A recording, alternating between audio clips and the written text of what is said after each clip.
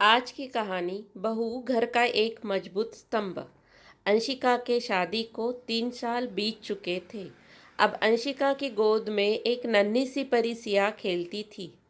जैसे जैसे वो बड़ी हो रही थी, अंशिका दोबारा से नौकरी करने के ख्वाब सजाने लगी। इसी बीच उसे एक बड़ी कंपनी से ऑफर भी आया, लेकिन बच्चे की जिम्मेदारी के कारण उसने उस ऑफर को ठुकरा दिया और घर की जिम्मेदारियां उठाने लगी। अब वक्त बीत रहा था। असिया 2 बरस की होने को थी। अंशिका ने घर में रोज़ाना होने वाली नोक-झोंक और तकरार से मुक्ति पाने के लिए एक कंपनी में जॉब ज्वाइन कर ली। अब वो ऑफिस में मसरूफ़ रहने लगी, हालांकि दिन भर सिया की यादों में ही खोई रहती थी। अंशिका ने एक दिन अचानक सासू माँ से कहा कि बच्चे की देखभाल के लिए कोई आया रख दे क्या?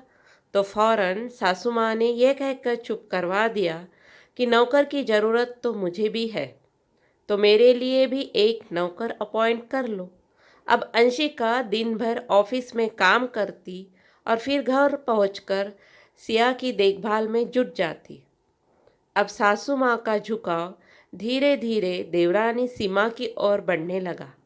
अंशिका के आने से पहले ही देवरानी सीमा और सासू माँ चाय नाश्ता कर लेते थे और उसे पूछने की बजाय ये कहकर वहाँ से उठ जाते थे कि रात होने को है, जरा जल्दी आ जाया करो।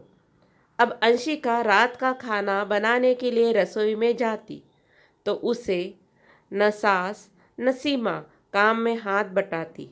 अब हालात ऐसे हो चुके थे कि हर बात में सीमा की सलाह पर काम होने लगे थे।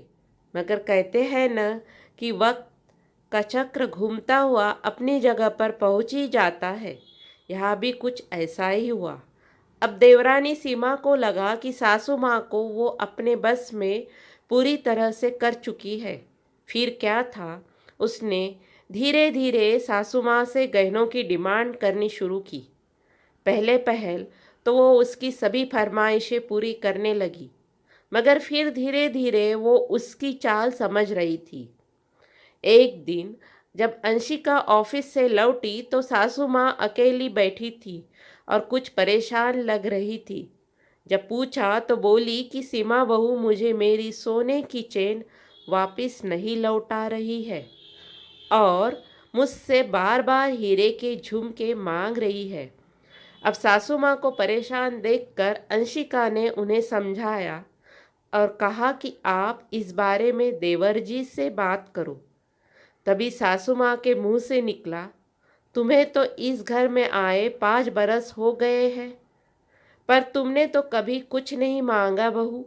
और इसे देखो, अभी आए हुए 6 महीने भी नहीं हुए और बात बात पर नई नई चीज़ों की डिमांड करती है। अंशिका ने उन्हें समझाया और हाथ मुंह धोकर रसोई घर में आ गई। तभी सासू माँ भी फौरन रसोई में आई और कहा, जाओ तुम सिया के साथ कुछ वक्त बिताओ। आज से रात का खाना सीमा बनाएगी। अब कुछ देर बाद पिताजी भी ऑफिस से लौट आए। उन्होंने आते ही रोज की तरह सिया को आवाज़ लगाई और फिर उसको अपनी गोद में बैठा लिया। अब माजी की चिंता जो की त्यों बनी हुई थी। उन्होंने पिताजी को सीमा बहू की डिमांड बताई और कहा कि वे छोटी बहू से उनकी चेन उन्हें वापस लेकर दे। अभी ये किस्सा सुलझा भी न था कि सीमा रोते रोते कमरे में आ गई और कहने लगी कि मेरा सोने का नेकलेस टूट गया है, मुझे ठीक करवाना है। अब पिताजी ने उसे चुप करवाया और रविवार को ज्वेलर के पास चलने के लिए कहा। रविवार सुबह सीमा जाने के लिए तैयार थी। हालांकि देवर जी एक सीधे साधे और समझदार इंसान थे। उन्होंने कहा कि नेकलेस माँ को दे दो, वो भाभी के साथ जाकर ठीक करवा लाएगी। मगर सीमा कहाँ किसी की सुनती थी।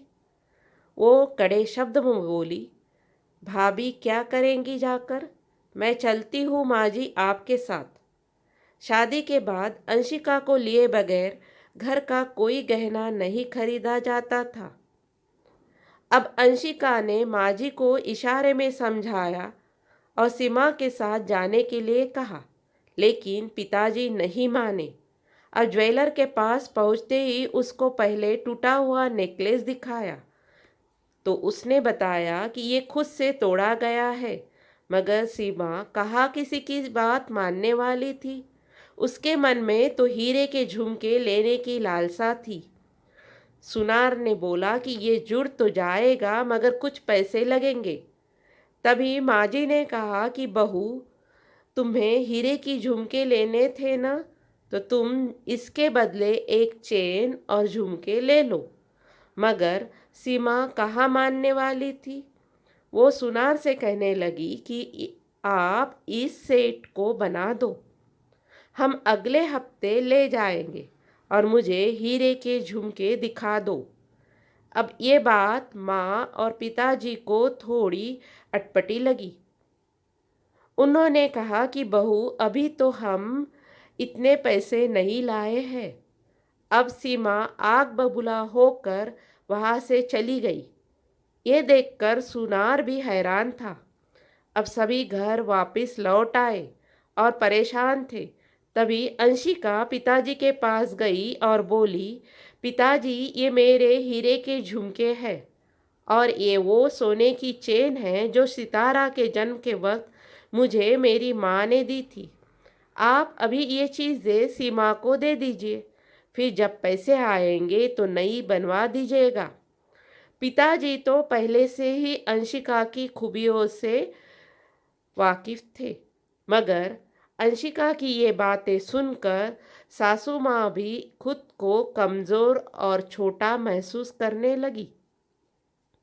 तभी पिताजी बोले, अंशिका घर का एक मजबूत स्तंभ है जो हर परेशानी में मजबूती के साथ खड़ी रहती है। पिताजी ने अंशिका को अपने पास बुलाया और कहा कि बहू, अपना सामान तुम अपने पास रख लो। जहाँ तक बात सीमा की है, तो अगर मैं चाहता तो उसकी सारी डिमांड पूरी कर सकता था, मगर उसके अंदर विनम्रता, प्यार और आदर का भाव मुझे अब तक नज़र नहीं आया है। हो सकता है कि वो तुम्हें देखकर बदल जाए, मगर तुम जैसी हो बस वैसी ही रहना, एक मजबूत स्तंभ की तरह। दोस्तों, उम्मीद करती हूँ कि ये कहानी आप सबको पसंद आई होगी। तो प्लीज़ लाइक, सब्सक्राइब और कमेंट करना ना भूलें। कहानी सुनने के लिए धन्यवाद।